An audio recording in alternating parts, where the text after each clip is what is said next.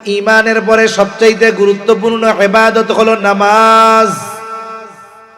নামাজ সবচাইতে গুরুত্বপূর্ণ ইবাদত। সাহাবায়ে কেরাম যদি নামাজের সময় কাউকে বাইরে দেখতেন তাহলে তাকে ভাবতেন হয়তো সে অমুসলিম নয়তো মুনাফিক। তার মানে তাদের চিন্তাধারা এমনটা ছিল যে একজন ইমানদার সে নামাজ না পড়ে থাকে কেমনে। কত গুরুত্বপূর্ণ একটা ইবাদত।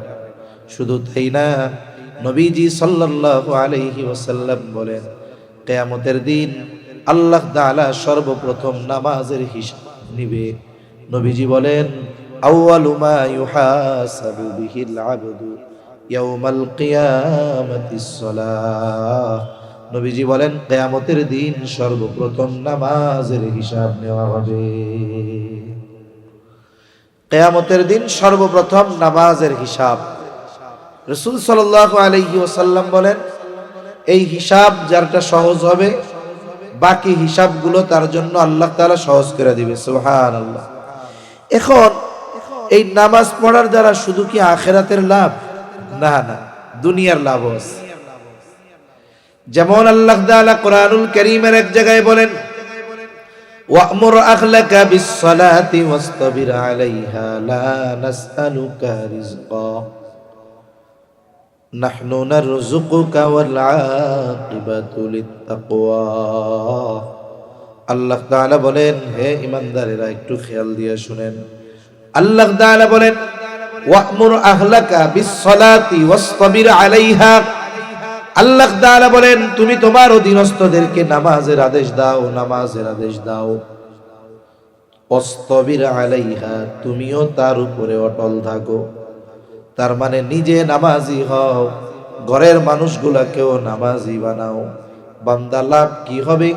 আল্লাহ তাআলা দুনিয়ার লাভের কথাই বলেন বান্দা লা নাসআলুকা রিজকা, আমি আল্লাহ তোমার কাছে রিজিক চাই না, কিন্তু তুমি যদি নামাজি হয়ে যাও, তোমার ঘরের মানুষ যদি নামাজি হয়ে যায়, নাহনু নারযুকুকা, আমি আল্লাহ তোমাকে রিজিক দিয়ে দিব।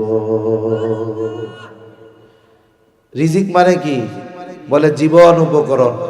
এই দুনিয়ায় চলতে যা কিছু লাগে সব রিজিকের অন্তর্ভুক্ত। রিজিক মানে টাকা পয়সা না, কিন্তু রিজিক মানে বলে সুস্থতা, এটাও তো রিজিক। বলে একটা নেককার বিবি, এটাও রিজিক। একটা নেককার সন্তান, এটাও রিজিক। সম্মান, এটাও রিজিক। সচ্ছলতা, এটাও রিজিক। তা আল্লাহ তাআলা কি বলতেছেন? তুমি নামাজি হও, ঘরের মানুষকে নামাজি বানাও, আমি তোমারে জীবন উপকরণ দিয়া দিব। সুবহানাল্লাহ। তাহলে মূল কথা হলো যেটা, যে আল্লাহ তাআলার হুকুম আহকাম মেনে চললে শুধু আখিরাতের লাভ নাকি দুনিয়ারও লাভ আছে? জোরে বলেন, দুনিয়ারও লাভ আছে না নাই? আখিরাতে আছে অফুরন্ত লাভ। কিন্তু আফসোস, আজকে আমরা দুনিয়া পাওয়ার জন্য দ্বীনকে বাদ দিয়ে দিচ্ছি, ইসলাম থেকে দূরে সরে যাচ্ছি। আমরা দুনিয়া উপার্জন করতে গিয়ে নামাজ পড়ার টাইম পাই না, দুনিয়া উপার্জন করতে গিয়ে দ্বীনি মাহফিলে আসার টাইম পাই না, দুনিয়া উপার্জন করতে গিয়ে ভালো কাজে শরীক হতে পারি না। এটা আমাদের জন্য বড় দুঃখের বিষয়, ঠিক কিনা বলেন? তাহলে যে কথার থেকে গেলাম, যে আল্লাহ তাআলা ইমানদার ও সাথে সাথে যারা আমলে সালেহ করে, সৎ কর্ম করে, তাদেরকে শুধু আখিরাতেই যে জান্নাতুল ফেরদাউস দিবেন তা না, আল্লাহ তাআলা দুনিয়ার পুরস্কারও তাদের দিবেন, হোক সে নারী হোক সে পুরুষ। দ্বিতীয় আয়াতে আল্লাহ তাআলা এই কথাটাই বলেন মান আমিলা সালিহাম মিন যাকারিন আও উনসা ওয়া হুয়া মুমিন। আল্লাহ তাআলা বলেন যে নেক আমল করে, হোক নারী অথবা পুরুষ, আর সে মুমিন। তার মানে ইমানদার নারী অথবা পুরুষ যখন নেক আমল করে, আল্লাহ তাআলা বলেন এই নারী অথবা পুরুষের জন্য দুই ধরনের পুরস্কার আল্লাহ রেখে দিয়েছেন। এক ধরনের পুরস্কার আল্লাহ তাআলা দিবেন দুনিয়ায়, আর এক ধরনের পুরস্কার আল্লাহ তাআলা দিবেন আখিরাতে। এজন্য দ্বীনকে বাদ দিয়ে দুনিয়ায় ভালো থাকা যায় না। যারা ইসলাম বাদ দিয়ে, ইসলাম মানা বাদ দিয়ে, নামাজ রোজা বাদ দিয়ে, সুন্নাত বাদ দিয়ে মনে করে যে আমরা দুনিয়ায় ভালো থাকতে পারবো, ও ভালো থাকার চেষ্টা করবে, কিন্তু জীবনেও ভালো থাকতে পারবে না। এজন্য আমরা যদি দুনিয়ার জগতেও ভালো থাকতে চাই, আমাদেরকে পরিশুদ্ধ ঈমান ও সৎ কর্মশীলদের অন্তর্ভুক্ত হওয়া লাগবেই। তাহলে আল্লাহ তাআলা দুনিয়া আখিরাতে পুরস্কার দিবেন, নারী হোক আর পুরুষ হোক। শর্ত দিলেন দুইটা। এক নাম্বার দিলেন যে ঈমান, দুই নাম্বার দিলেন নেক আমল, সৎ কর্ম। শুধু কর্ম নয়, সৎ কর্ম। ঈমানটা কেমন হওয়া দরকার? বলে ঈমানটা হতে হবে একেবারে ত্রুটি মুক্ত, শিরিক মুক্ত ঈমান। যেই ঈমানের সাথে, যেই বিশ্বাসের সাথে শিরিক মিশ্রিত, বলে এই ঈমানের দ্বারা কল্যাণ হাসিল করা যায় না, বরং শিরিক মিশ্রিত ঈমান এর আমল গুলাও আল্লাহ তাআলার কাছে গ্রহণযোগ্য হয় না। ভালো কাজ একটা, সে কখনো শিরিক করে না। এখনো মনে করবে আজকে আমার জাহান্নামে যাওয়া ছাড়া কোনো পথ আছে নাকি? আল্লাহ তাআলা ওই ব্যক্তিকে বলবে, বান্দা আমি তোমারে মাফ করে দিলাম, তুমি জান্নাতে চলে যাও। লোকটা চিন্তা করবে, বলে কি, আমি কোনো আমলই করি নাই, আমারে মাফ করে দিল কেমন? এইবার ওর একটু জানতে মন চাইবে, আল্লাহ আমাকে মাফ করার কারণটা কি? এইবার আল্লাহ তাআলা বলবে, বান্দা তুমি হয়তো দুনিয়ায় শয়তানের ধোঁকায় পড়ে আমল করো নাই, কিন্তু তোমার একটা ভালো কাজ আমি আল্লাহর বড় পছন্দ হয়েছে। বলে আল্লাহ সেই ভালো কাজটা কি? বলে তুমি বান্দা কখনো আমার সাথে শিরিক করো না। এই শিরিক না করার কারণে আল্লাহ তাআলা তারে মাফ করে দিয়েছে। এজন্য আল্লাহ তাআলাও বলেন, ইন্নাল্লাহা লা ইয়াগফিরু আন ইউশরাকা বিহি ওয়া ইয়াগফিরু মা দুনা যালিকা লিমান ইয়াশা। আল্লাহ তাআলা বলেন, তিনি চাইলেই সব গুনাহগুলো মাফ করে দিতে পারেন, কিন্তু শিরকের গুনাহ আল্লাহ মাফ করবেন না। সেই কথাই বলেন, ইন্নাল্লাহা লা ইয়াগফিরু আন ইউশরাকা বিহি, তার সাথে যদি কেউ শিরিক করে তিনি সেটা ক্ষমা করবেন না, কিন্তু বাকি যেগুলো আছে গুনাহ তিনি চাইলেই সেগুলো মাফ করে দিতে পারেন। এই জন্য আমার আপনার ঈমানটাকে শিরিক মুক্ত রাখতে হবে। কিন্তু আফসোস, আজকে 200 কোটি মুসলমান আমরা শুধু মুখে বলি, কিন্তু যদি ঈমানের ছাকনি দিয়ে যাচাই করা হয়, দেখা যাবে 100 কোটি প্রকৃত ঈমানদার পাওয়া কঠিন হয়ে যাবে। কিছু মানুষ শিরিক প্রধানত 2 প্রকার বলে শিরিক বিযাত, শিরিক বিসিফাত। এখন শিরিক বিযাত মানে একেবারে স্রষ্টার সাথে শিরিক করা, অস্তিত্বের সাথে শিরিক করা। আল্লাহ তাআলার অনেকগুলো গুণবাচক নাম আছে, যেমন রাজ্জাক। কে বলেন তো? আল্লাহ। একটা হলো তার গুণবাচক নাম, একটা হলো তার মূল নাম। মনে রাখতে হবে যে গুণবাচক নামের মধ্যে মূল নাম পাওয়া যায়। যেমন আমি যদি আপনাদের জিজ্ঞাসা করি, বলেন তো ডক্টর ইউনূস বাংলাদেশের কি প্রধান উপদেষ্টা? আবার যদি প্রশ্ন করি যে বাংলাদেশের প্রধান উপদেষ্টা কে, জোরে বলেন না কে? ডক্টর ইউনূস। ডক্টর ইউনূস তার মূল নাম, প্রধান উপদেষ্টা তার পদবি, সিফাত, গুণ। কিন্তু দেখেন প্রধান উপদেষ্টাও যে ডক্টর ইউনূসও সে, ডক্টর ইউনূসও সে, প্রধান উপদেষ্টাও সে। এখন আসেন, বলে রাজ্জাক যে আল্লাহও সে, আল্লাহ যে রাজ্জাক সে। বলে খালেক কে? আল্লাহই খালেক, খালেকই আল্লাহ। মালিক কে? বলে মালিক আল্লাহ, আল্লাহই মালিক। এই যে দেখুন, তার মানে বোঝা গেল কেউ যদি আল্লাহ তাআলার গুণ সমূহের সাথে শিরিক করে, এরা কেমন যেন সরাসরি আল্লাহর সাথে শিরিক করে। এই উপমহাদেশ সহ এই পৃথিবীর মুসলমান যারা শিরিকের সাথে জড়িত, এরা যদিও শিরিক বিজাতের সাথে জড়িত নয়, কিন্তু শিরিক বিসিফাতের সাথে জড়িত। তবে উলামায়ে কেরাম বলেন, শিরিক বিজাত যেমন ঈমান ধ্বংস করে দেয়, শিরিক বিসিফাত অনুরূপভাবে ঈমান ধ্বংস করে দেয়। এই বাংলাদেশ সহ উপমহাদেশে লক্ষ লক্ষ মাজার আছে, লক্ষ লক্ষ মাজারের লক্ষ লক্ষ ভক্ত আছে, কোটি কোটি ভক্ত আছে। এদের এমনও বিশ্বাস আছে যে এই কবরে বা এই মাজারে যিনি শুয়ে আছেন, উনি কিছু করে দেওয়ার ক্ষমতা রাখেন। উনি সন্তান দেওয়ার ক্ষমতা রাখেন, উনি ক্ষমতা দেওয়ার ক্ষমতা রাখেন, টাকা পয়সা দেওয়ার ক্ষমতা রাখেন। এইরকম আমার নিজের চোখে আমি দেখছি। শাহজালাল রহমাতুল্লাহ আলাইহির কবর সিলেটে, এক জায়গায় প্রোগ্রাম শেষ করে গভীর রাতে গেছি, একজন দেয়ালের সাথে মাথা ঢুকাইতেছে, শাহজালাল বাবা আমার এইটা দাও, আমার এইটা দাও, তুমি চাইলে দিতে পারবা। এখন বলেন, ওর যদি ইয়াকিন হয় এইটার উপরে, ও যতই ইবাদত করুক না কেন, ওর ঈমান আছে না গেছে? এই বিশ্বাস নিয়ে এই দেশে মুসলিম পরিচয়ে লক্ষ লক্ষ নয়, কোটি কোটি মানুষ বসবাস করতেছে। এরা মারা গেলে এদেরকে আমরা জানাজা দিব, এদের জন্য দোয়া হবে, কিন্তু সূরাতে যাই থাক না কেন, এদের আকীদা, এদের বিশ্বাস এদেরকে ঈমান থেকে দূরে সরিয়ে দিয়েছে, ঠিক কিনা বলেন? আরে ওরা যা বিশ্বাস করে ওই বিশ্বাস আবু জেহেলও করতো। আবু জেহেল আল্লাহকে বিশ্বাস করতো না? করতো। আমার কথা না তো, আল্লাহ বলেন ওয়ালা ইন সাআলতাহুম মান খালাকাস সামাওয়াতি ওয়াল আরদা লা ইয়াকুলুনাল্লাহ।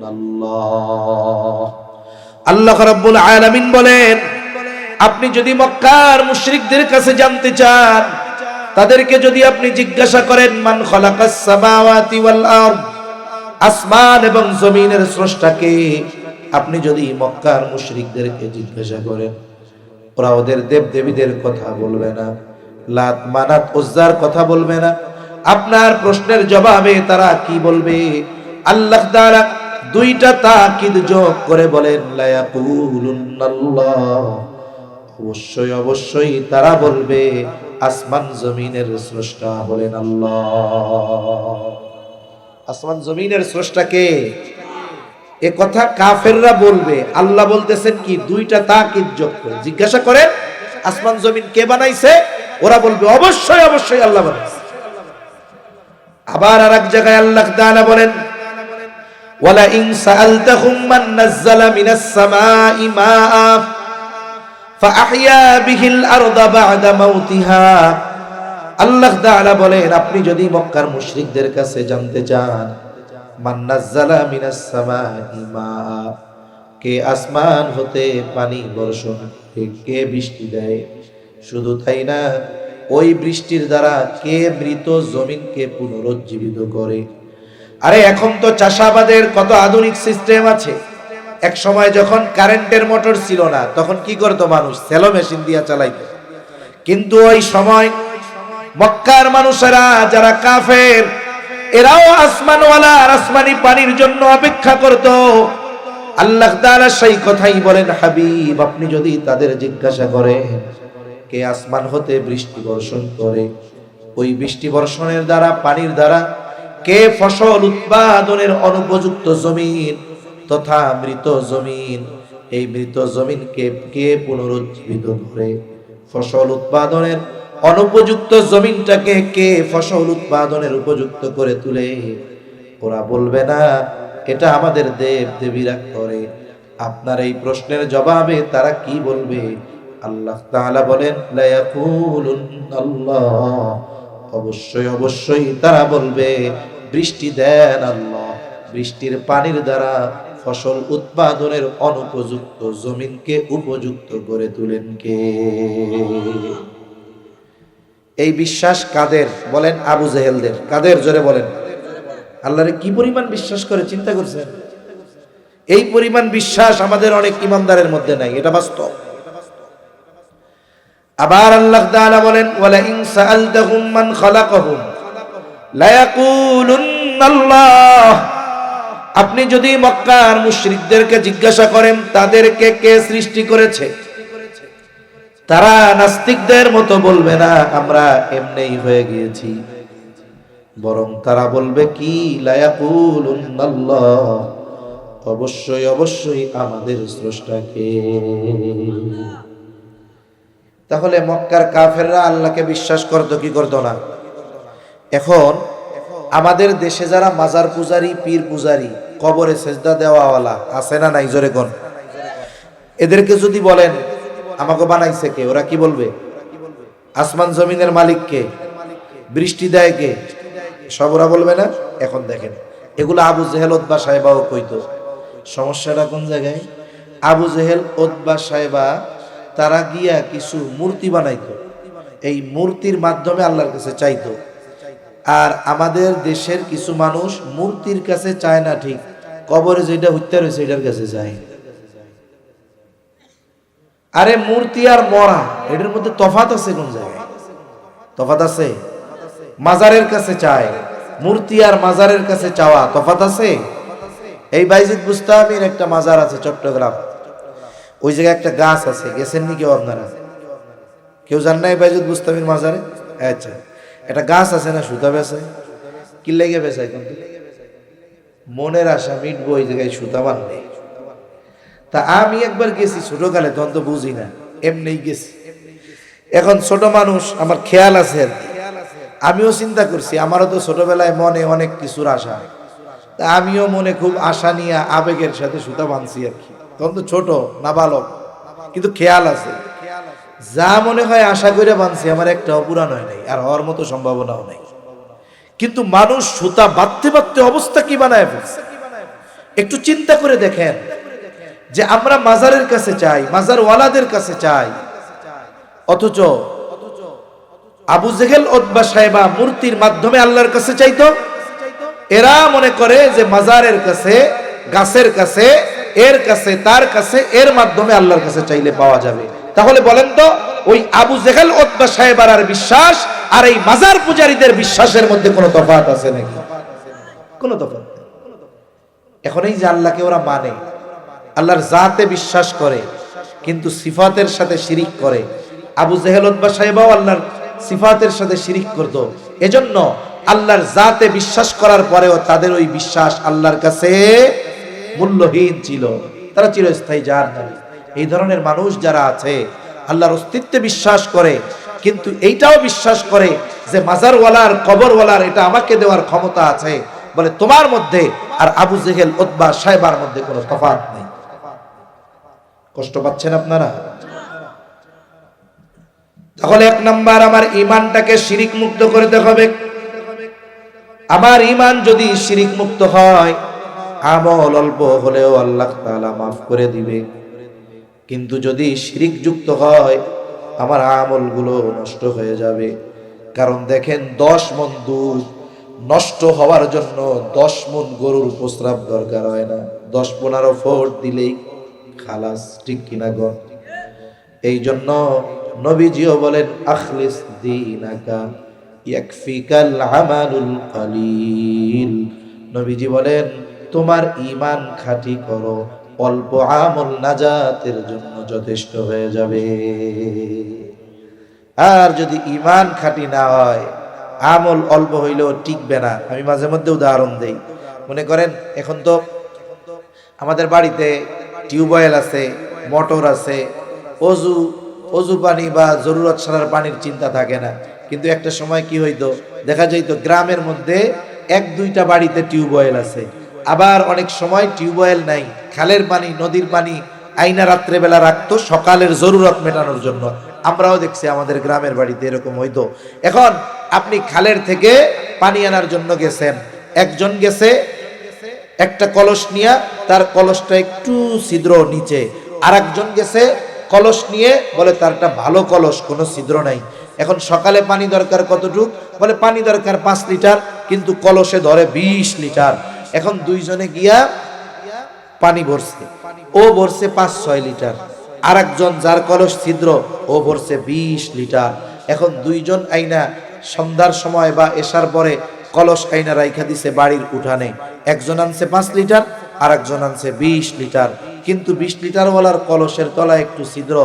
এই 10, 11, 7, 8, 9, 10 ঘন্টা পর যখন দুইজন দুইজনের কলসের কাছে যাবে, কি দেখবে, বলে ভালো কলসওয়ালা তার 5 লিটার 5 লিটারই আছে, আর যার কলস ছিদ্র, বলে দেখা যাবে সকালে তার কলস খালি হয়ে গেছে।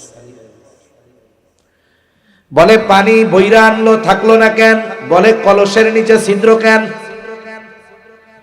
এই জন্য শিরিক মুক্ত বা শিরিক যুক্ত ইবাদত আল্লাহর কাছে গ্রহণযোগ্য হয় না। মুশরিকের ইবাদত আল্লাহ তাআলা কবুল করেন না। কোরআনুল কারীমের মধ্যে আল্লাহ তাআলা জানায় দিয়েছেন, শিরকের সাথে জড়িত তার নামাজ কবুল হবে না। তার ইবাদতগুলো আল্লাহ তাআলার কাছে কবুল হবে না, বরং এই শিরিক মিশ্রিত ইবাদতগুলো আল্লাহ তাআলার সামনে যখন কিয়ামতের দিন হাজির করা হবে, আল্লাহ তাআলা এই শিরিক যুক্ত ইবাদতগুলোকে নিশ্চিহ্ন করে দিবে। সেজন্য আমরা আমাদের ঈমানকে পরিশুদ্ধ করব, বলেন ইনশাআল্লাহ। এক মজলিসে ঈমান পরিশুদ্ধর সব কথা তো বলা সম্ভব নয়, কয়েকটা বিষয় আমাদের জন্য জানা জরুরি। যেমন শিরিক সম্পর্কিত বিষয়গুলো, এটা আমাদের জন্য জানা জরুরি। আল্লাহ তাআলা শিরিককে সবচাইতে বড় জুলুম বলে অভিহিত করেছেন। আল্লাহ তাআলা বলেন, ইন্না শিরকা লা যুলমুন আযীম। শিরক হলো মহা অন্যায়। শিরিক করা শুধু অন্যায় নয়, শিরিক করা কি অন্যায়? জোরে বলেন, মহা অন্যায়। এখন আল্লাহ তাআলা শিরিককে মহা অন্যায় কেন বললেন? দেখেন, জুলুম কাকে বলে আর মহা জুলুম কাকে বলে, এই দুইটা আমরা একটু জানি। জুলুম হলো, বলে সবল কর্তৃক দুর্বলের উপরে যদি অবিচার করা হয়, এটা হয় জুলুম। মনে করেন আমি শক্তিশালী, পাওয়ার আছে, আমি দুর্বল একজনের প্রতি অবিচার করলাম, এটা হবে কি বলেন? জুলুম। আর মহা জুলুম আল্লাহ কেন বলছে? বলে দুর্বল কর্তৃক যদি সবলের উপরে কোনো অবিচার করা হয়, এটা হয় মহা জুলুম। বলেন তো, আল্লাহ তাআলার সাথে যদি শিরিক করা হয়, জুলুম কার উপরে করা হয়? আরে আল্লাহ তাআলার ক্ষমতার সাথে আমরা মানুষের ক্ষমতার কম্পেয়ার করার কোনো সুযোগ আছে? আল্লাহর সামনে আমাদের অস্তিত্বই তো নাই। এই রকম নাপাক পানি অস্তিত্বহীন মানুষ আল্লাহর প্রতি অবিচার করতেছে, এটারে কি শুধু জুলুম বলা যায়? এজন্য আল্লাহ বলেন শিরিক হলো মহা জুলুম।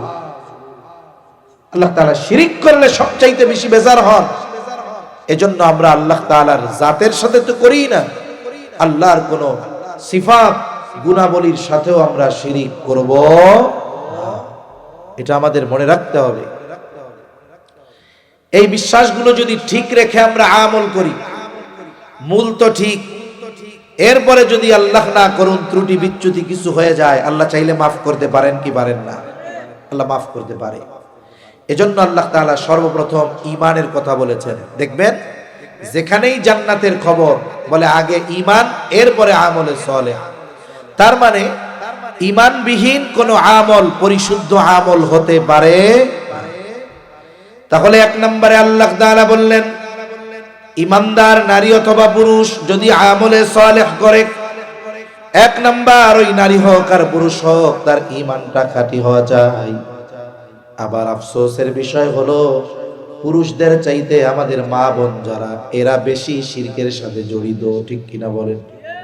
এরা না বুঝা আবেগে জড়িত হয়ে যায়।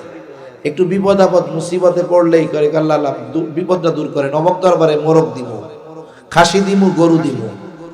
এটা কেন বলেন তো? বিপদ দেয় কে? বিপদ আল্লাহ বান্দারে কেন দেয়? আল্লাহর ভালো লাগে এর লেগে দেয় নাকি? না, আল্লাহ বিপদ দিয়ে বান্দাকে পরীক্ষা করে। আবার দেখেন, বিপদ আল্লাহ দেয়, আবার বিপদে কি করতে হবে আল্লাহ সেটা বলেন নাই? জোরে বলেন, বলেছেন কি বলেন নাই? বিপদ আপদ মুসিবত যদি আসে, আল্লাহ দেন বিপদ বান্দাকে পরীক্ষা করার জন্য দেন। কারণ আল্লাহ তাআলা বলেন, বান্দা তুমি নিজেকে ঈমানদার দাবি করো আর আমি তোমার পরীক্ষা নিব না, এটা হতে পারে না। আল্লাহ তাআলা বলেন, আহাসিবান নাসু আইয়ুতরাকু আইয়াকুলু আমান্না ওয়া হুম লা ইফতানুন। আল্লাহ তাআলা বলেন, মানুষকে এটা মনে করে নাকি সে নিজেকে ঈমানদার দাবি করবে আর তাকে পরীক্ষা নেওয়া ব্যতীত ছেড়ে দেওয়া হবে? তার মানে আল্লাহ তাআলা বলেন, যেই ব্যক্তি নিজেকে ঈমানদার দাবি করবে তাকে পরীক্ষা নেওয়া হবে। এই জন্য আল্লাহ বান্দাকে বিপদ আপদ মুসিবত দিয়ে পরীক্ষা নেন। আল্লাহ পরীক্ষা নেন ঠিক, কিন্তু আল্লাহ চান না বান্দা পরীক্ষায় ফেল যাক।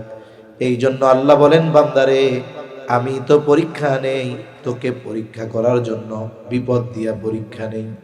এখন যদি তুমি বিপদে পতিত হয়ে যাও, মুসিবতে পতিত হয়ে যাও, কি করবা সেটাও আমি আল্লাহর থেকে জেনে নাও।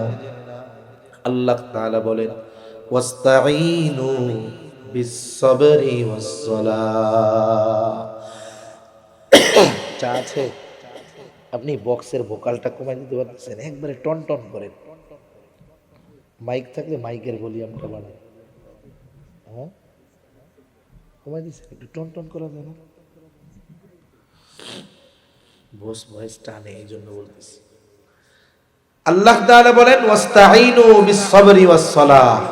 হ্যাঁ, এরকম থাক। এই তো এবার বুঝছেন আপনি, এরকমই আমার দরকার। হ্যাঁ, টন টন করবে আওয়াজ।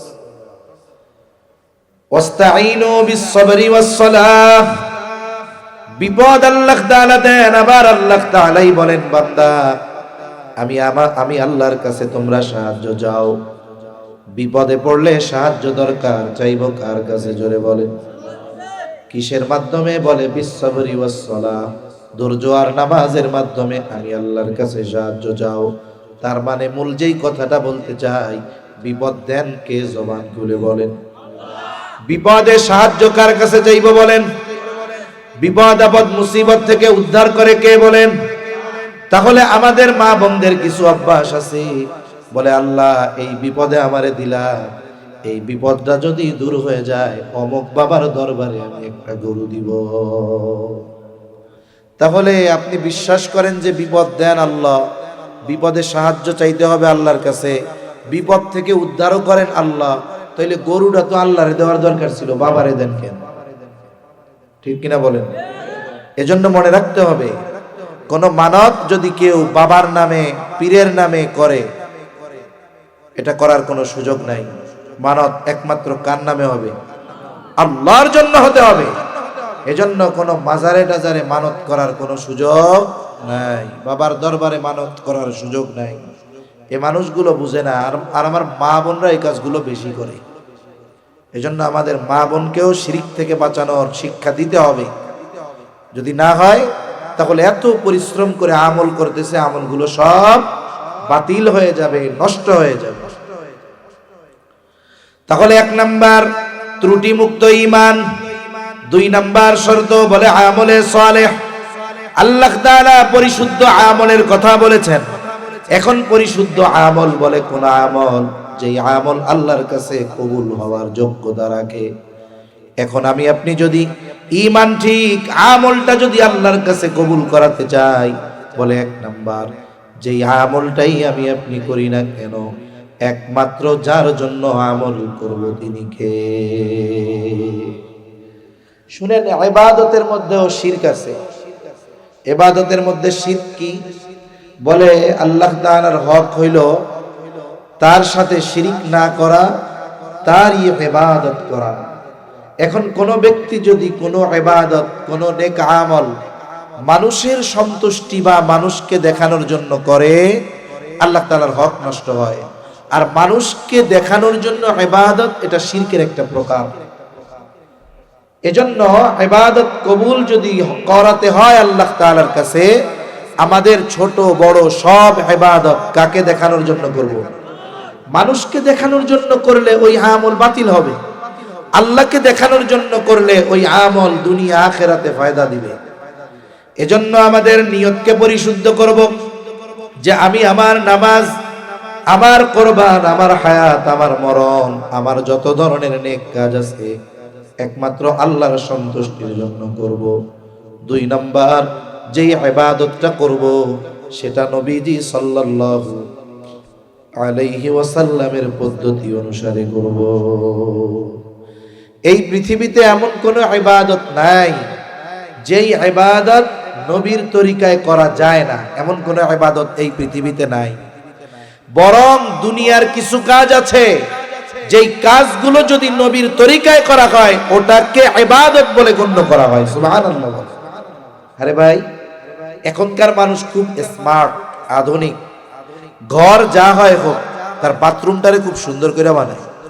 অনেকে আছে বাথরুমে খুব দামি টাইলস, ফ্লোর টাইলস ব্যবহার করে, 1 লাখ টাকা দিয়ে কমোড লাগায়। চিন্তা করে দেখছেন? সারা দিনে হয়তো 15 মিনিট ওই কমোটে বসবে, লাগাইছে কয় লাখ দিয়ে? ওর খাটের দামও 1 লাখ না। এখন এত সুন্দর করে বাথরুম বানাইছে, এই বাথরুমে যদি সে জীবনে 2-4 বার বাথরুম না করে তার গুনাহ হবে না, প্রত্যেক দিন যদি 3 বার করে সওয়াব হবে না। কিন্তু লোকটা মনে করেন ফজরের আজান শুনে ঘুম থেকে উঠছে, মসজিদে আসবে নামাজের জন্য, জরুরতে চাপ দিয়েছে, সে চিন্তা করতেছে ফজরের নামাজে গিয়া ইমামের পেছনে দাঁড়াইলাম, ওই সময় যদি চাপ দেয় তাইলে তো অসুবিধা হবে। যেহেতু সময় এখনো হাতে আছে, আমি আমার ইবাদতটা যেন নির্বিঘ্নে করতে পারি, এই জন্য বাথরুমটা সাইরা এরপরে মসজিদে যাই। দেখেন সে বাথরুম করবে কেন? বলে ইবাদতে যেন আরাম হয়, এই জন্য ইবাদত জানি মজা পায় ইবাদত করে, এই জন্য নিয়তটা করছে কি স্বাভাবিক জরুরত সারবে, কিন্তু নিয়ত করছে ইবাদতের সুবিধার জন্য বাথরুম করবে। এইবার সে বাথরুমের দিকে রওনা হলো, মাথাটা ঢাকবে। বলে মাথা ঢাকাটা সুন্নাত। মাথা ঢাকা সুন্নাত, শুধু তাই না, আধুনিক বিজ্ঞান, চিকিৎসা বিজ্ঞান বলে বাথরুমের মধ্যে অগণিত ব্যাকটেরিয়া উড়ে বেড়ায় বাথরুমের মধ্যে, এই জন্য খালি মাথায় যাওয়া ঠিক না।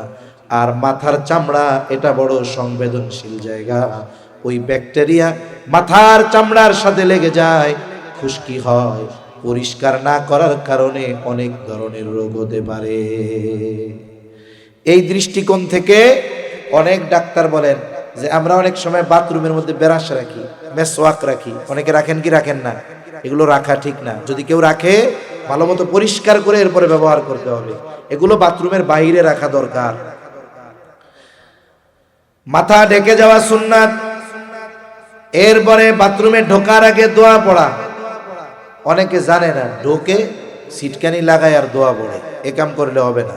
ঢোকার আগে দোয়া পড়তে হবে, এরপরে বাম্পা দিয়ে ঢুকতে হবে, এরপরে জরুরত সারতে হবে, এরপরে টিস্যু বা কুলুপ যা ব্যবহার করুক না কেন সেটা দিয়ে পরিষ্কার হবে, এরপরে পানির দ্বারা পরিপূর্ণভাবে পবিত্রতা অর্জন করবে। ভেতরে যদি অজুর ব্যবস্থা থাকে অজু সারবে, এরপরে ডান পা দিয়ে বের হবে, দোয়া পড়বে। এইবার আল্লাহর বান্দা ধীর স্থিরতার সাথে নামাজে আসলো, ধীর স্থিরতার সাথে ইমামের পেছনে নামাজ পড়লো। বলে এই বাথরুম সে এমনিই করতে পারতো, কিন্তু ইবাদতের সহজতার নিয়তে যখন সে এই বাথরুম করলো সুন্নাত তরিকায়, বলে তার এই বাথরুম করাটাও তার আমলনামায় ইবাদত বলে যোগ হয়ে যায়। বিবাহ শাদীর মধ্যে সুন্নাত আছে না নাই? খাওয়া দাওয়ার মধ্যে সুন্নাত আছে না নাই? পারিবারিক জীবনে সুন্নাত আছে না নাই? কিন্তু বিষয় হলো কি জানেন, এই যে গোটা দুনিয়ায় আমরা যে সংকটের মুখে আছি, খালি আমরা অনেক সময় বলে এই যে আমাদের অধপতন, সংকট থেকে উত্তরণের জন্য সেমিনার করা হয়, আলোচনা সভা করা হয়, সব আলোচনা একদিক রাখেন। আমার তো মনে হয় আমাদের এই অবস্থার অন্যতম কারণ হলো কোরআন সুন্নাহ ছেড়ে দেওয়া, ঠিক কিনা বলেন? কোরআন সুন্নাহ তো কোথাও নাই। আমরা শুধু প্রথমে চিন্তা করি যে রাষ্ট্রীয়ভাবে কোরআন সুন্নাহর আইন কায়েম হলে আমরাও কোরআন সুন্নাহর আইন মেনে নিব। আরে রাষ্ট্রীয়ভাবে ইকামতে দিন, দিন প্রতিষ্ঠার চেষ্টা আপনি করেন, কিন্তু সাথে সাথে আমাকে আপনাকেও তো কোরআন সুন্নাহর আলোকে নিজেকে সাজাতে হবে, ঠিক কিনা বলেন? আমরা কি চাই? বলে ওমরের মতো শাসক চাই। আমি ওমরের মতো শাসক চাইয়া উবাই ইবনে খালফের মতো প্রজা হইলে তো হবে না, আমাকে আবু হুরায়রার মতো প্রজা হতে হবে, ঠিক কিনা বলেন? এজন্য আমি আপনি ব্যক্তিগত জীবনে যতটুকু কোরআন সুন্নাহ মানা যায়, আমার পারিবারিক জীবনে যতটুকু কোরআন সুন্নাহ মানা যায়, এতটুকু মানতে তো আর সমস্যা নাই। সমস্যা আছে? রাষ্ট্রীয়ভাবে যদি কোরআন সুন্নাহর আইন কায়েম হয়, রাষ্ট্রীয়ভাবে কোরআন সুন্নাহর আইন যেগুলো প্রয়োগ হবে, ওগুলো যখন কোরআন সুন্নাহর আলোকে রাষ্ট্র পরিচালনা হবে তখন সেগুলো হবে। কিন্তু এর আগে কোরআন সুন্নাহ যতটুকু মানার সুযোগ আমার আপনার আছে, আমি আপনি ততটুকু মানি না, ঠিক কিনা বলেন? এজন্য সকল সমস্যা থেকে উত্তরণের জন্য আগে আমাদের পরিবর্তন দরকার। আরে আমি যদি পরিবর্তন হই, এরপরে আমরা পরিবর্তন হব, ঠিক না? মনে করেন একজন ব্যক্তি তো আমি, 10 জন মিলে কি হয়? আমরা। এক সময় গোটা রাষ্ট্রের সবাই পরিবর্তন হবে। আরে গোটা রাষ্ট্রের সবাই যদি আসলেই ইসলাম চায়, এই বাংলাদেশে কোরআন সুন্নাহর আইন প্রতিষ্ঠা হওয়া সময়ের ব্যাপার মাত্র, ঠিক কিনা বলেন? কিন্তু আমরা মুখ দিয়া কই চাই, বাস্তবে খবর নাই। যদি বাস্তবেই চাইতাম তাহলে নিজের জীবনটাকে আমি আপনি কোরআন সুন্নাহর আলোকে পরিচালিত করতাম। আল্লাহ তৌফিক দান করেন, বলি আমিন। তাহলে ইবাদত আল্লাহর কাছে কবুল হওয়ার জন্য 2 নাম্বার যেটা দরকার, যে আমার ইবাদত গুলো রাসূল সাল্লাল্লাহু আলাইহি ওয়াসাল্লামের পদ্ধতিতে হতে হবে। 3 নাম্বার বলে আপনি ইবাদত যে করবেন, যেই ইবাদত করবেন সেই ইবাদতের ব্যাপারে আপনার জ্ঞান থাকতে হবে। এজন্য রাসূলুল্লাহ সাল্লাল্লাহু আলাইহি ওয়াসাল্লাম বলেন, তলাবুল ইলমি ফরিদাতুন আলা কুল্লি মুসলিম। দ্বীনে ইলম শিক্ষা করা প্রত্যেক মুসলমান নরনারীর উপরে ফরজ। দ্বীনে ইলম শিক্ষা করা শুধু হুজুরদের উপরে ফরজ? জোরে বলেন, শুধু হুজুরদের ফরজ? সব মুসলমানের জন্য ফরজ। দেখেন, দ্বীনে ইলমের দুইটা স্তর। কয়টা স্তর? কথা বলে না, কয়টা? একটা হলো ফরজে আইন, আর একটা হলো ফরজে কেফায়া। ফরজে আইন কোনটা? বলে ওই যে সবার জন্য যেটা শেখা ফরজ, এটা ফরজে আইন। এটা সবার শিখতে হবে, আপনাকেও শিখতে হবে, আমাকেও শিখতে হবে, কৃষককেও শিখতে হবে, দোকানদারকেও শিখতে হবে, ইঞ্জিনিয়ারকেও শিখতে হবে, ডাক্তারকেও শিখতে হবে। সে যদি মুসলিম হয়, যদি সে এই পরিমাণে ইলমে দ্বীন না শিখে, যতটুকু শেখা ফরজ, বলে সে গুনাহগার হয়ে থাকবে। এখন কতটুকু শেখা ফরজ আমরা তো জানি না। কেউ কেউ বলেন যে একটা মানুষ পরিপূর্ণ দ্বীনের উপরে চলতে যতটুকু ইলমে দ্বীন দরকার এতটুকু শেখা ফরজ। আবার কেউ কেউ বলেন না, আল্লাহ তাআলা বলেছেন, হে ঈমানদারেরা, নিজে জাহান্নাম থেকে বাঁচো, অধীনস্থদেরকেও বাঁচাও। এখন ঈমানদার জাহান্নাম থেকে নিজে বাঁচবে কেমনে? বলে আল্লাহ তাআলার হুকুম আহকাম মেনে চলার মাধ্যমে, দ্বীন মেনে চলার মাধ্যমে। অধীনস্থদেরকে বাঁচাবে কেমনে? বলে দ্বীন মেনে চালানোর মাধ্যমে। এখন বলেন, আমি যদি দ্বীনের উপরে চলতে চাই, আমাকে যদি ইলমের প্রয়োজন হয়, আমি যদি আমার সন্তানদের দ্বীনের উপরে চালাতে চাই, তাহলে ওই জায়গায় ইলমের দরকার আছে না নাই? তাহলে কতটুকু শিখতে হবে? বলে নিজে দ্বীনের উপরে চলতে, অধীনস্থদেরকে চালাতে যতটুকু জ্ঞান দরকার, দ্বীনের জ্ঞান দরকার, এতটুকু ইলমে দ্বীন, দ্বীন শিক্ষা করা প্রত্যেক মুসলমান নরনারীর উপরে ফরজ। শিখবেন কেমনে? যাদের মাদ্রাসায় দিয়েছেন এরা তো মাদ্রাসা থেকে শিখলো, কিন্তু সবাই তো আর মাদ্রাসায় যাইতে পারবে না। এরা কোন জায়গা থেকে শিখবে? আরে আগে হক্কানি পীর মাশায়েখের খানকায় গিয়া শিখতো। এখন তো অনেক পীরের মুরিদ এত বেশি, জীবনে একবার মুরিদ হইছে, দ্বিতীয়বার আর মুসাফা করতে পারে না। ওনার কাছে গিয়া ওজুর মাসালা শেখার টাইম আছে? গোসলের মাসালা শেখার টাইম আছে? নাই। শিখবেন কোথায়? মুরব্বী যারা হয়ে গেছে কোথায় শিখবেন? বলে দাওয়াত ও তাবলীগে গিয়া শিখবেন। বলে হুজুর যে বেজাল লাগছে তাবলীগে জামু কই? আচ্ছা, আপনি যদি ইলম শিখতে চান কার কাছে যাইতে হবে বলেন তো? আলেমের কাছে। আপনি যদি ডাক্তার হইতে চান, ইঞ্জিনিয়ার সাহেবের কাছে গিয়া যদি বলেন যে ইঞ্জিনিয়ার সাহেব, বলে আপনি কেন আসছেন? বলে আমি আপনার এই ইঞ্জিনিয়ারিং কলেজে ভর্তি হইতে আসছি। বলে আপনি উদ্দেশ্য কি? বলে আমি ডাক্তার হইতে চাই। ইঞ্জিনিয়ার সাহেব বলবে কি, আপনি তো পাগল মিয়া, ভাবনা যান, আপনার ব্রেনই তো খারাপ, আপনি এই জায়গায় আসছেন ডাক্তার হওয়ার জন্য। আপনি ইলম শিখবেন আর আলেমের কাছে যাবেন না, এটা কেমনে হতে পারে? এজন্য দাওয়াত ও তাবলীগে যদি সময় দিতে হয় ইলম অর্জনের জন্য, তাহলে আলেমদের সাথেই দেওয়া লাগবে। তা না হলে কি হবে? একেবারে আপনি যাবেন ঠিক, কিন্তু ইলম শিখতে পারবেন না। এজন্য উলামায়ে কেরামের সাথে থাকা দরকার। আর এখন তো আমাদের কিছু ভাই আছে, তারা অন্তরের মধ্যে উলামায়ে কেরামের প্রতি বিদ্বেষ লালন করে। মনে রাখবেন, আপনি সামান্য ইবাদত করে আপনি নিজেকে বড় আবেদ ভাইবেন না। একজন আলেমের মর্যাদা কত আমি বলতেছি না, আমি তো নগণ্য একজন তালিবুল ইলম, কিন্তু একজন আলেম তার মূল্য কত? নবীজি বলেন, ফাদলুল আলিমি আলাল আবিদি কাফাদলি আলা আদনাকুম। একজন আলেমের মর্তবা কেমন? নবীজি বলেন, তোমাদের মধ্যে আমার মর্তবা যেমন আওয়ামের মধ্যে, সাধারণ মানুষের মধ্যে একজন আলেমের মর্তবা তেমন। এজন্য নবীজি আলেমদের ব্যাপারে বলেন, ইন্নাল উলামা ওয়ারাসাতুল আম্বিয়া। আলেমরাই হলো নবীর ওয়ারিস। রাসূল আকরাম সাল্লাল্লাহু আলাইহি ওয়াসাল্লাম আলেমদেরকে তার ওয়ারিস হিসাবে অভিহিত করে গেছেন। ইমাম ইবনুল কাইয়্যুম জাওজিয়া রাহমাতুল্লাহি আলাইহি বলেন, যেই মানুষগুলো অন্তরে আলেমদের প্রতি বিদ্বেষ লালন করে, ওই ব্যক্তি যত বড় আবেদ হোক না কেন, যত বড় ইবাদত গুজার হোক না কেন, আমি কাউকে ভালো অবস্থায় মৃত্যুবরণ করতে দেখি নাই। এজন্য মনে রাখবেন, আলেমদের সাথে কখনো বিদ্বেষ রাখা যাবে না, আলেমদের সাথে দুশ্মনী পোষণ করব না। বন্ধু হওয়ার দরকার নাই, কিন্তু আলেমের বিদ্বেষ যেন আমার আপনার অন্তরে না থাকে, এই বিষয়টা থেকে খুব সতর্ক থাকা দরকার।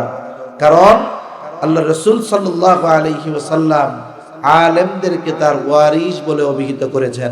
আর আপনাকে যদি ইলমি শিখতে হয়, আলেমের কাছেই যাওয়া লাগবে। জাহেলের কাছে গিয়ে আপনার অন্তরে আলেম বিদ্বেষ সৃষ্টি হবে, কিন্তু ইলম অর্জন করতে পারবেন না। এজন্য মনে রাখতে হবে, ওলামায়ে কেরামকে শত্রু বানাবেন না। ওলামায়ে কেরামকে শত্রু বানিয়ে আপনি ইবাদত করে মনে করছেন পার পেয়ে যাবেন, অথচ আলেমদের ব্যাপারে আল্লাহ তাআলা বলেন, ইয়ারফাইল্লাহুল্লাযীনা আমানু মিনকুম ওয়াল্লাযীনা উতুল ইলমা দারাজাত। আরে আপনার মতো নদু শুধু আলেমদের বকা দিতে পারে, কিন্তু আল্লাহ তাআলা বলেন যাদেরকে ঈমান দেওয়া হয়, যারা ঈমান এনেছে, সাথে সাথে যাদেরকে ইলমে দ্বীন ইলম দেওয়া হয়েছে, বলে এদের মর্যাদা হলো সমুন্নত। সুবহানাল্লাহ। বলেন আপনি কত বড় মুত্তাকি পরহেজগার। আল্লাহ তাআলা আলেমদের ব্যাপারে বলেন, আল্লাহ তাআলা বলেন ইন্নামা ইয়াখশাল্লাহা মিন ইবাদিহিল উলামা, একমাত্র আলেমরাই আল্লাহকে যথাযথভাবে ভয় করে। মিয়া, আর আপনারা আলেমদের বিটান, রক্তাক্ত করে ফেলেন, আবার বলেন আলেমরা এই কাজের কি বুঝে। আমি তোমাকে বলি, তুমি জানো এই দেশে তাবলীগ কিভাবে এসেছে? তুমি সেই ইতিহাস জানো? তুমি তাবলীগের ইতিহাস পড়বা। এই দেশে তাবলীগের কাজ শুরু হয়েছে শামসুল হক ফরিদপুরি সদর সাহেব হুজুর রহমাতুল্লাহি আলাইহির হাত ধরে। এদেশের তাবলীগের প্রথম আমির ছিলেন আব্দুল আজিজ রহমাতুল্লাহি আলাইহি। এদেশে তাবলীগের প্রথম মার্কাজ ছিল বাগেরহাটের মোল্লারহাটের উদয়পুর। উলামায়ে কেরামের তত্ত্বাবধানে এই দেশে কাজ শুরু হয়েছে। আওয়ামদেরকে এই কাজ শিখিয়ে এই কাজে আওয়ামদেরকে জুড়িয়ে দেওয়া হয়েছে। এরপরে কি হলো? বলে আলেমরা অন্যান্য কাজে ব্যস্ত, তোমাদের দায়িত্ব দেওয়া হলো, তোমরা এই দায়িত্বের খেয়ানত করেছো, বরং কোরআন সুন্নাহর অপব্যাখ্যা করার মাধ্যমে সাধারণ মানুষকে বিভ্রান্তির মধ্যে যখন ফেলেছো, উলামায়ে কেরাম তোমাদের এই অপব্যাখ্যা পথ বিচ্যুতি থেকে সঠিক পথে ফিরে আসার জন্য, ফিরিয়ে আনার জন্য যখন বারবার তাকিদ দিয়েছে, তোমরা ফিরে আসো নাই, বরং শত্রু মনে করে একবার 18 সালের 1 ডিসেম্বর টঙ্গীর ময়দান রক্তাক্ত করেছ, আবার এই 18 ডিসেম্বর আবার তোমরা টঙ্গীর ময়দান রক্তাক্ত করে প্রমাণ করে দিয়েছ যে তোমরা এদেশের স্বৈরাচারদের দোষর। তোমরা এদেশে বিশৃঙ্খলা সৃষ্টি করতেছো, তোমরা উগ্রবাদী, তোমরা সন্ত্রাসী। যেই হাতগুলোতে তাসবিহ থাকার কথা ছিল, সেই হাতে তলোয়ার নিয়ে, কিরিচ নিয়ে তোমরা নিরহ ঘুমন্ত তাহাজ্জুদ গুজার মানুষদেরকে হত্যা করেছো, ঠিক কিনা বলে? এজন্য এদের প্রকৃত শাস্তি হওয়া দরকার। একটা জিনিস চিন্তা করে দেখেন যে কি নৃশংসভাবে হত্যা করা হয়েছে মানুষগুলাকে। একজনের বর্ণনা দিচ্ছে টঙ্গীর ময়দানের, বলতেছে যে তাকে মারতেছে, আর একজন তলোয়ার নিয়ে কোপ দিতে আসছে, মাথায় কোপ দিলে লাগলে শেষ, সাথে সাথে আমাকে আপনাকে যদি কেউ আঘাত করে, আঘাত প্রতিহত করার জন্য আমরা হাতকে ব্যবহার করি। আঘাতটা কত জোরে করছে যে সে যখন হাত দিয়ে ঠেকাইছে, এক কোপে তার হাতের এই অংশ থেকে কবজি বিচ্ছিন্ন হয়ে নিচে পড়ে গেছে। আর একজন প্রথম যেই ভাই শহীদ হয়েছে কিশোরগঞ্জের, তার বুকে নাকি ছুরি ঢুকাই এরকম মুড়াইছে। বলেন তো তোমরা কিসের তাবলীগ করতেছো? তোমরা তো সন্ত্রাসী, মানুষ খুন করতেছো। এ শিক্ষা কোথায় পেয়েছো? এজন্য দাওয়াত ও তাবলীগের এই মেহনতের মাধ্যমে মানুষের পরিবর্তন হয়েছে। দাওয়াত ও তাবলীগ সঠিক পথে কতদিন থাকবে? দাওয়াত ও তাবলীগের প্রতিষ্ঠাতা যিনি, ওনার বয়ানটা পড়ে দেখো। উলামায়ে কেরাম যতদিন এই কাজের তদারকি যথাযথভাবে করবে, উলামায়ে কেরামের কথা যতদিন মেনে চলবে, এই কাজ ততদিন সঠিক পথে চলবে। আলেমদেরকে মাইনাস করে ও কাজ করবা, তোমরা পথচ্যুত হবা, পথভ্রষ্ট হবা, ঠিক কিনা বলেন? মনে রাখবা, এই পদ্ধতির দ্বারা মানুষের কল্যাণ হচ্ছে। এই পদ্ধতিটা আসমান থেকে নাজিলকৃত পদ্ধতি নয়, এর আগেও কিন্তু ইসলাম ছিল, ঠিক কিনা বলেন? তোমরা যদি ষড়যন্ত্র চক্রান্ত করে এদেশে বিশৃঙ্খলা সৃষ্টি করে দাওয়াত ও তাবলীগের কাজ বন্ধ করে দেওয়াও, মনে রাখবা এই কারণে যে ইসলাম তার গতি হারাবে তা নয়। আমি থাকবো না, তুমি থাকবা না, তাবলীগ থাকবে না, সাথ থাকবে না, অন্য কেউ থাকবে না, কিন্তু মনে রেখো ইসলামের গতিকে কেউ থামাতে পারবে না। এজন্য তোমাদের কাছে করো জোরে বলি, তোমরা উলামা ইকরামের সাথে বেয়াদবি করো না, তাদের কাছে আসো, বাস্তব হালত অবস্থা জানো, এরপরে তুমি তোমার পথ নির্ধারণ করো যে কোন পথে চললে আমি আমার মূল সফলতা, মূল গন্তব্য জান্নাত পর্যন্ত পৌঁছাইতে পারবো।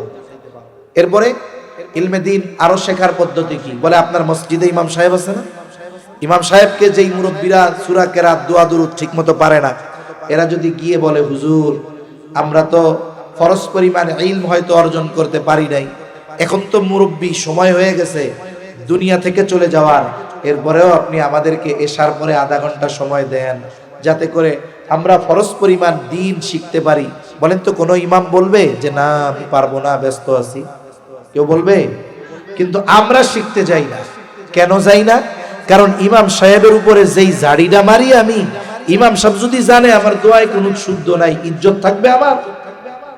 এই লজ্জা করে আমি ইমাম সাহেবের কাছে নিজের দুর্বলতা প্রকাশ করতে চাই না। এতে কি হলো? বলে আপনি দুনিয়ায় একটু লজ্জা শরম করে এই যে দ্বীন শিখতেছেন না, দুনিয়ায় একটু লজ্জা পান তাও ভালো, আখেরাতে তো বাঁচা যাবে, ঠিক কিনা বলেন? এজন্য আমাদের যাদের সুযোগ আছে, আমাদের বাহিরে যাওয়ার মতো সুযোগ নাই, এলাকায় থাকতে হয়, আমরা আমাদের ইমাম সাহেব হুজুরকে বলবো হুজুর আমাদেরকে আধা ঘন্টা সময় দিয়ে জরুরতে দ্বীন, এক কথায় যতটুকু শেখা ফরজ হুজুর আমাদের একটু শিখায়া দেন। এতে কি হইল? এই বুড়াকালেও তালিবুল ইলম হয়ে গেলেন। এই শিখতে শিখতে যদি কবরে যাওয়া যায়, আরে তালিবুল ইলমের মর্যাদা নিয়ে যাওয়া যাবে ইনশাআল্লাহ। তাহলে বলতেছিলাম আমল কবুল হওয়ার জন্য 3 নাম্বার যেটা দরকার, বলে যেই আমল করবে ওই আমলের জ্ঞান ইলম তার মধ্যে থাকতে হবে।